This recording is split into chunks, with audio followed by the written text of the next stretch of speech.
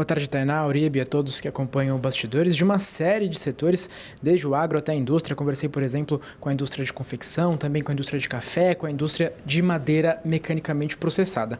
Mas vamos lá, um pouquinho dessas informações, como você mencionou, estes empresários viajam já no comecinho do mês que vem aos Estados Unidos, viagem prevista para os dias 3 e 4 de setembro. E aí o que esses executivos indicam é que há basicamente dois focos de atenção para essa viagem. Primeiro, participar daquela audiência do USTR, que tem uma investigação contra o Brasil por supostas práticas desleais de comércio.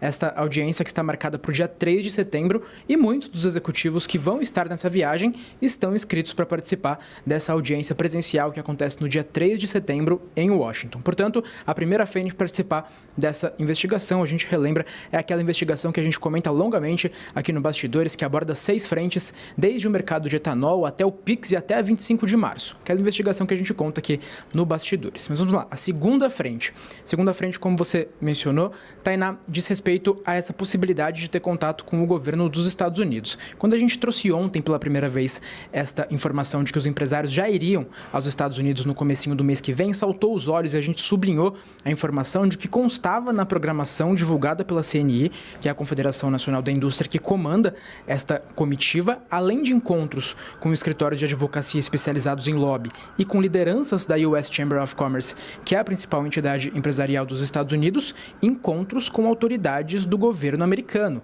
encontros com autoridades do governo Trump, de maneira genérica, sem detalhar quais seriam essas autoridades, mas constava essa informação na programação da CNI. Portanto, a gente sublinhou esta informação por aqui. A gente corre atrás daqui e dali para saber quais são essas autoridades, ainda não há um detalhamento e, é claro, não poderia ser diferente, assim como foi no caso da comitiva dos senadores, os executivos tratam com bastante sigilo, bastante reserva essa informação, mas o que sabemos é que há uma iniciativa, por exemplo, por parte do setor de café, de ter um encontro com membros do Departamento de Estado dos Estados Unidos. Há uma conversa para que essa reunião aconteça.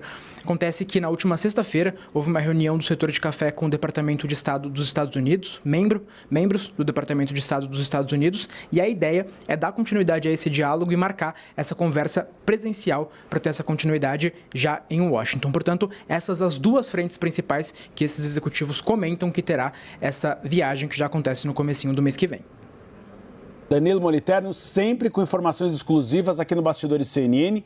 Hoje, finalmente, não está em um evento entrando ao vivo, porque esse é uma presença constante, Danilo Moliterno, em eventos. Mas já soube que de manhã já esteve em um evento do BNDES. Então, assim, o VR dele, viu, Tainá Falcão, tá bombando, porque ele come nesses eventos, aí não precisa almoçar, guardar tudo para levar a esposa dele em restaurante no final de semana.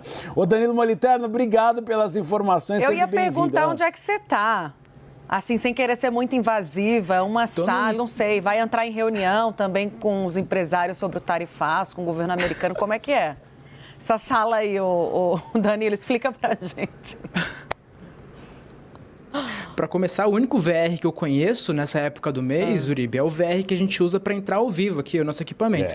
Estou, nesse momento, no escritório aqui na Avenida Paulista do Ministério da Fazenda, porque o ministro da Fazenda, Fernando Haddad, já está aqui em São Paulo. Ele costuma vir no finalzinho da semana, na sexta-feira, normalmente ele vem, mas essa semana ele teve um evento aqui na quinta, portanto, adiantou sua vinda. E eu adiantei também a minha portaria aqui no Ministério da Fazenda.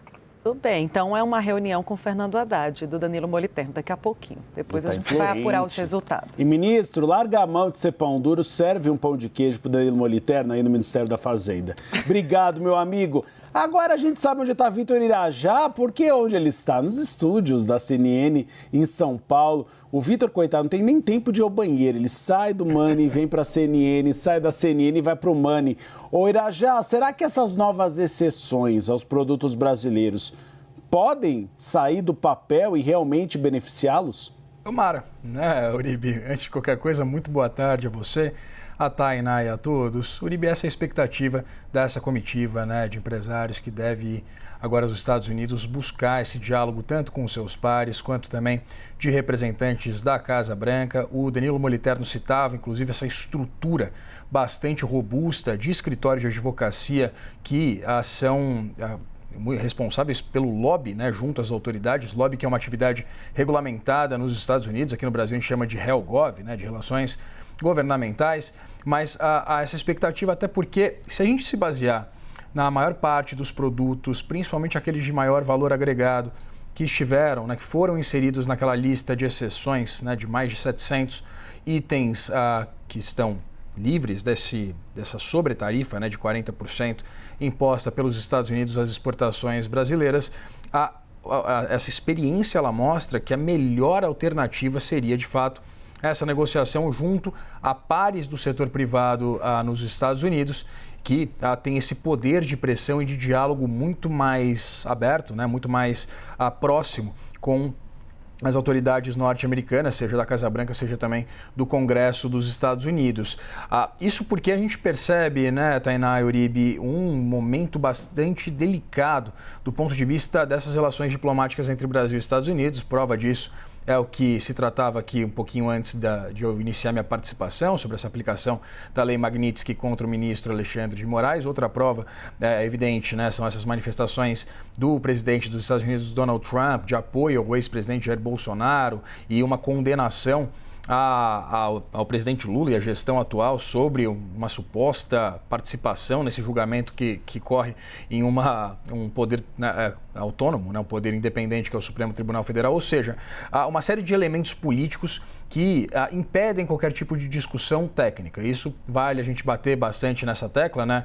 Uma das principais argumentações tanto de Donald Trump quanto depois daquele escritório do representante comercial dos Estados Unidos acerca dessa investigação contra o Brasil, que encontra, inclusive, premissas infundadas, ela envolve exatamente essa leitura de que seriam relações comerciais nocivas dentro de uma ótica e de uma percepção de que qualquer tipo de relação comercial que seja deficitária é nociva. Mas, mesmo assim, a relação comercial entre Brasil e Estados Unidos ela é superavitária para os norte-americanos, então não faz qualquer tipo de sentido. Mas depois de 2 cancelamentos, né, na verdade um adiamento e um cancelamento da reunião do secretário de Comércio, Howard Lutnick, Scott Bessent, com o ministro da Fazenda, Fernando Haddad, essa possibilidade de diálogo com as autoridades norte-americanas por parte de negociadores brasileiros, sejam ele o próprio ministro Fernando Haddad, o próprio vice-presidente Geraldo Alckmin, isso fica aparentemente censurado. Então, a solução ela parte exatamente dessa iniciativa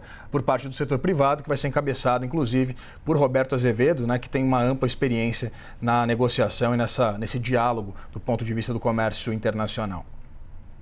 Irajá, fica um pouquinho para a gente casar política e economia. O governo entregou ontem à Câmara dos Deputados as pautas sobre comércio exterior.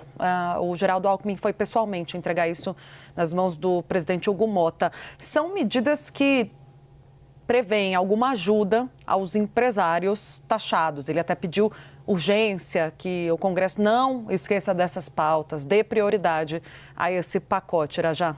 Pois é, né, Tainá? Entre eles está aquela possibilidade do uso do Fundo Garantidor de Exportações, né, da ordem de 30 bilhões de reais, e um outro aporte do Tesouro de 4,5 bilhões de reais também a outros fundos da União, que visam exatamente mitigar esses efeitos do ponto de vista, né, desses setores que vão ser mais impactados, que não abrangem só eles, é verdade, né, também até mesmo esses setores que vão estar contidos nessa lista de exceções ao governo americano vão estar sujeitos apenas a uma alíquota de 10%, mas essa linha de crédito, principalmente, né, de 30 bilhões de reais, ela foi bastante comemorada por parte do setor privado, né, desses setores impactados, considerando que é um valor bastante robusto, né, que seria suficiente para mitigar esses efeitos, mas isso é de uma forma emergencial, né, Tainá? Isso porque a maior perspectiva tem empresários e representantes, por exemplo, de associações comerciais, né, associações setoriais,